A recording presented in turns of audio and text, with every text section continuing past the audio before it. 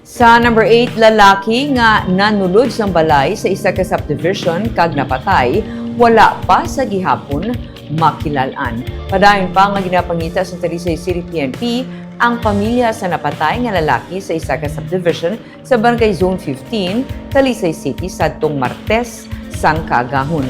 Ginsiling ni Police Lieutenant Colonel Salvador Trono Jr., hepe sa Talisay PNP, may impormasyon sila nga nabaton angon sa identity sang lalaki. Apang tugtog karon, ila pa ini nga gina-confirm. Nagapagwa ang PNP sa mga litrato sa lalaki kundiin makita ang pila sini ka mga tattoo sa lawas agud makabulig sa pagkilala sa iya.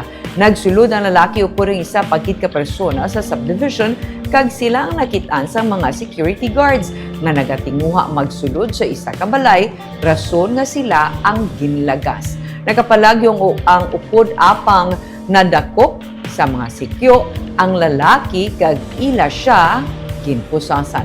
Pagabot sang rescue, gindeklarar ang lalaki nga wala na sang kabuhi. Sunod sa hepe, wala sang entry wounds o kung anuman nga pilas ang lalaki base sa ila initial assessment.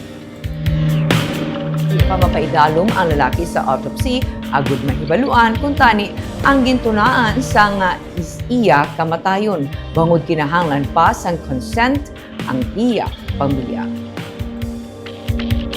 Hindi pa kami makakandak autopsy kasi hindi pa namon na locate yung family sang napatay, but mayroon na kami initial nga identity pero kantuan pa namon ng balay para ma-confirm. Once ma-confirm to ma'am, mga lang sila pero so kung i-authorize nila kami sa autopsy. Wala man doon to wala kami nakita to entrance na wood na gunshot based dun sa initial nga namon. Wala kami nakita ma'am wound. Wala kami nakita dito ng dugo. But again sa autopsy na natin makita ma'am.